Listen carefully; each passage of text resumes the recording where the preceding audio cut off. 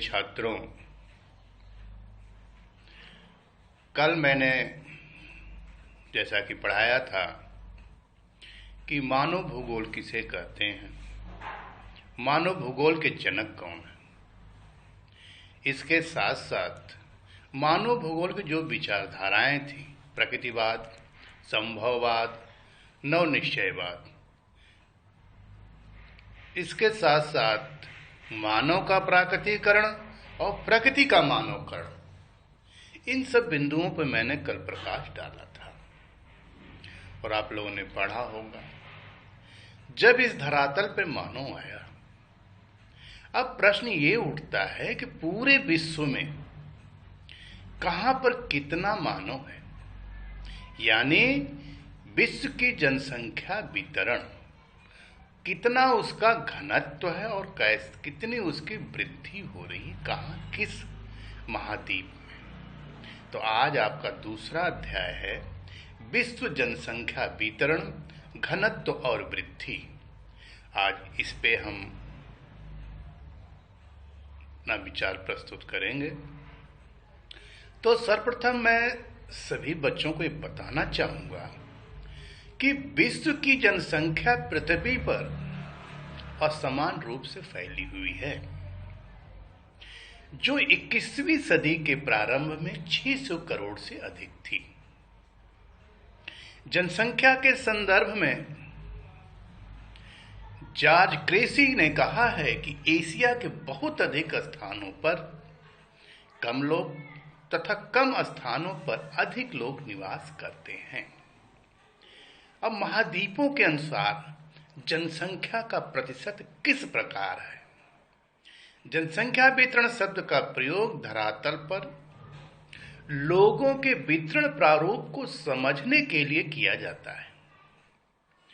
विश्व की 90% जनसंख्या इसके 10% स्थल भाग पर निवास करती है।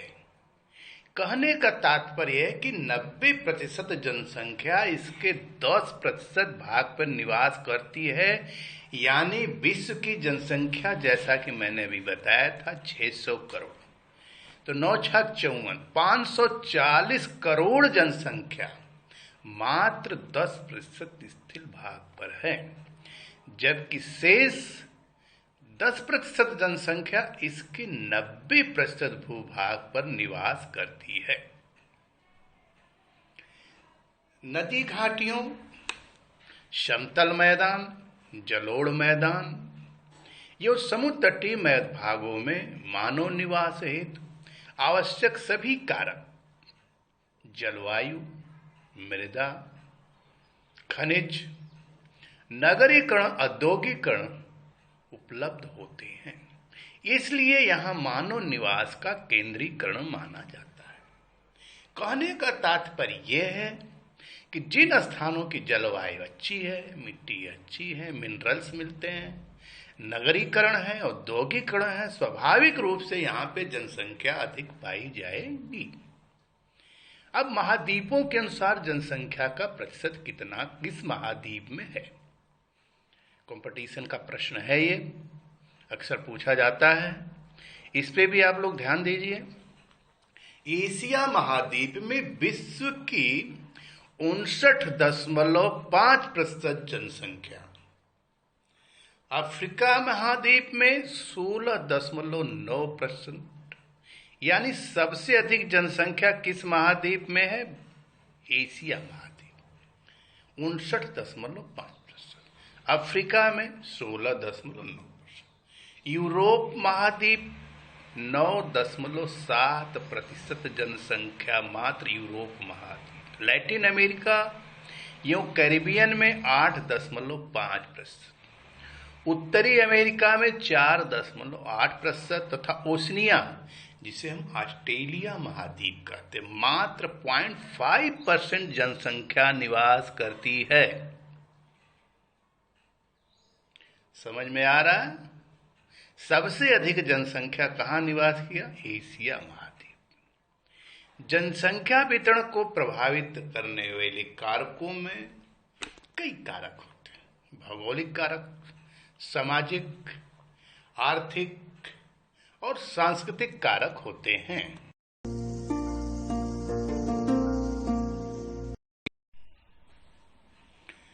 जनसंख्या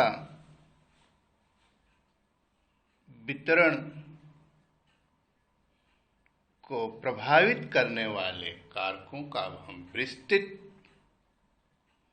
अध्ययन करेंगे, जिसमें सर्वप्रथम भौगोलिक कारक के अंतर्गत जल की उपलब्धता। किसी भी क्षेत्र में मनुष्य के रहने के लिए जल की पर्याप्त उपलब्धता का होना आवश्यक है। जल का उपयोग पीने के लिए, नहाने के लिए, भोजन बनाने के लिए, कृषि के लिए, उद्योग धंधों तथा नौ संचालन के लिए होता है।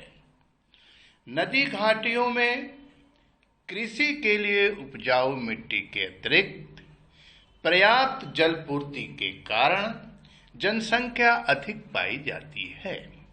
इस कारण से विश्व की जनसंख्या का अधिकांश भाग नदी घाटियों में निवास करता है। अब दूसरा प्रभावित करने वाला कारक भौगोलिक कारक के अंतर्गत है भू आकृति।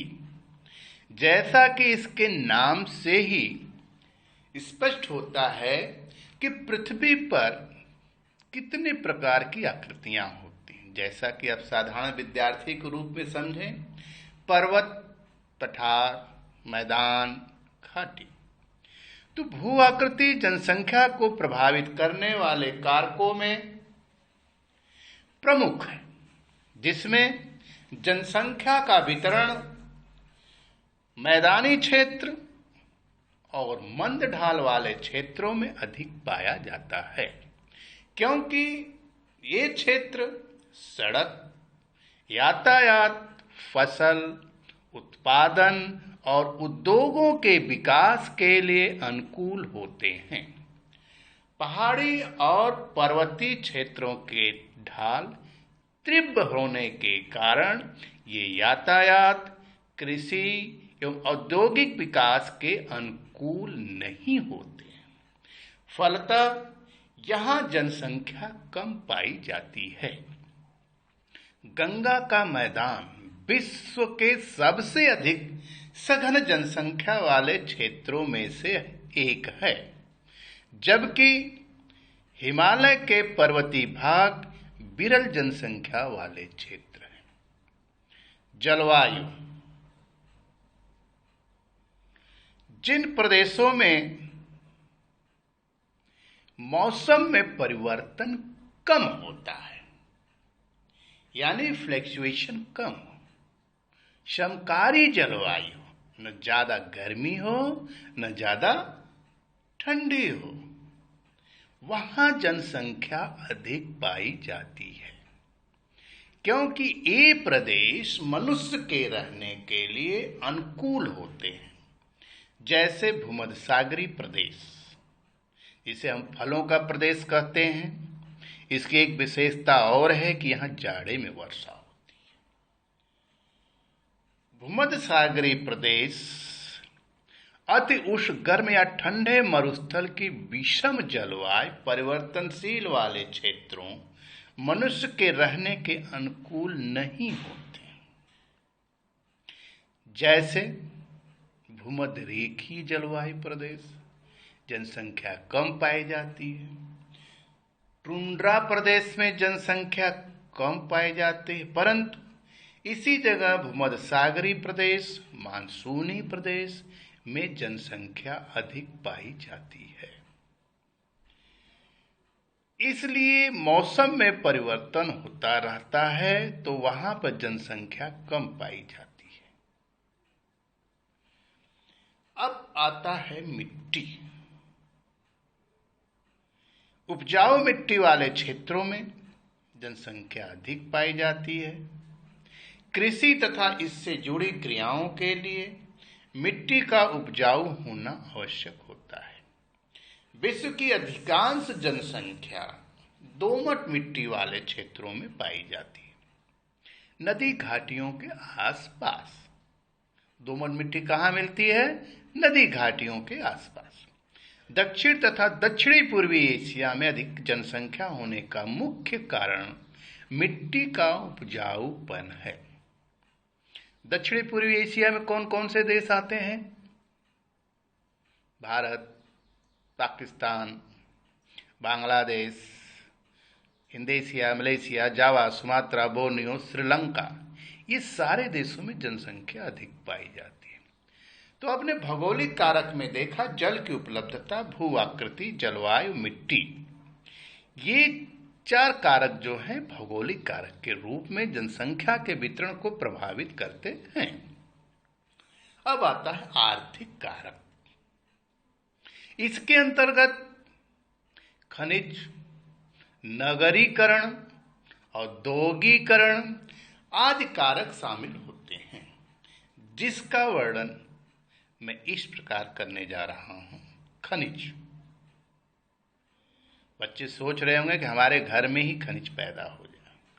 खनिज किसी क्षेत्र में खनन उद्योग होने से वहां की जनसंख्या सघन होती है। खनिज पदार्थों के उत्खनन से युक्त क्षेत्र उद्योगों को आकर्षित करने के साथ साथ रोजगार भी उत्पन्न करते हैं, जिससे कुशल और अर्धकुशल श्रमिक इन क्षेत्रों की ओर पलायन कर जनसंख्या को सघन बना देते हैं, जैसे अफ्रीका की कटंगा और जाम्बिया की ताबा पेटी। और दूसरा बिंदु है आर्थिक कारण में नगरीकरण। नगरीय क्षेत्र में शिक्षा, चिकित्सा, स्वास्थ्य, संचार या परिवहन के साथ रोजगार के साधन उपलब्ध होते हैं, जो ग्रामीण क्षेत्र के लोगों को यहां आने के लिए आकर्षित करते हैं, जिससे नगरीय जनसंख्या बढ़ जाती है। कहने का तात्पर्य सभी समझ गए होंगे बच्चे। आज गांव से लोग शहर की ओर क्यों पलायन कर रहे हैं? क्योंकि शहर में सारी सुविधाएं उपलब्ध हैं, इसलिए गांव के लोग शहर की तरफ आकर्षित हो रहे हैं, यानी वहां जनसंख्या बढ़ती जा रही है सुविधाओं के कारण। अब होता है आर्थिक कारण के रूप में औद्योगिकरण। जिन क्षेत्रों में अत्यधिक औद्योगिक विकास हुआ है, मतलब उद्योगों का विकास, जैसे बॉम्बे, गुजरात, सूरत, अहमदाबाद जो का क्षेत्र है, यहाँ और औद्योगिक क्षेत्र जहाँ रोजगार के बेहतर अवसर उपलब्ध होते हैं, जिससे जनसंख्या उन क्षेत्रों के प्रति आकर्षित होती है।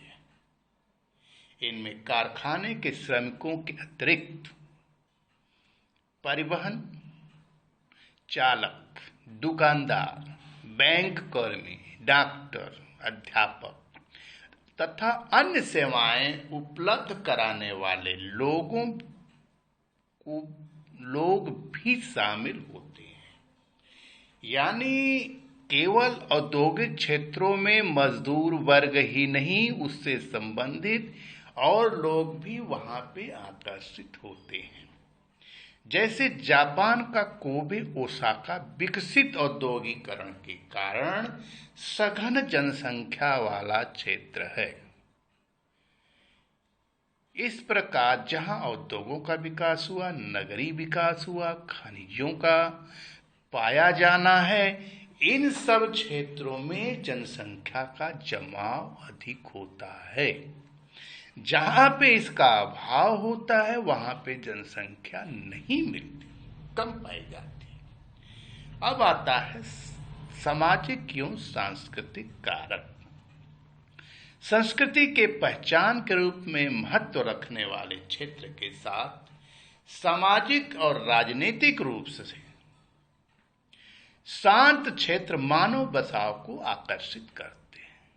भाई जहां युद्ध होगा वहां कौन रहने जाएगा? यहां जहां शांति होगी, जहां युद्ध नहीं होंगे, वहां लोग निवास करते हैं। इसके अतिरिक्त सरकार भी विरल शून्य या कम आबादी वाली जगहों, शांत स्थानों पर लोगों को भेजकर या बसाकर जनसंख्या को बढ़ाती है। तो शांतिप्रिय स्थान पर भी जनसंख्या निवास करती है। जैसे मैं केवल भारत का उदाहरण दे रहा हूं, जितने सीमावर्ती क्षेत्र हैं, पाकिस्तान से लगे हुए, चाइना बॉर्डर से लगे हुए, ऐसे क्षेत्रों में जनसंख्या कम पाई जाती है। ऐसे औद्योगिक क्षेत्रों का ले लीजिए, नगरीय क्षेत्रों का ले लीजिए, शांति क्षेत्रों का ले लीजिए। अब अपना उत्तर प्रदेश, बिहार, मध्य प्रदेश, राजस्थान, पंजाब, हरियाणा, ये जो इलाके, जो दिल्ली, ये शांति प्रिय स्थान है जम्मू की तुलना। तो जम्मू की तुलना में शांति प्रिय होने के नाते इन स्थानों पे जनसंख्या अधिक पाई जाती है। आज यहीं पर आपका प्रश्न समाप्त होता है।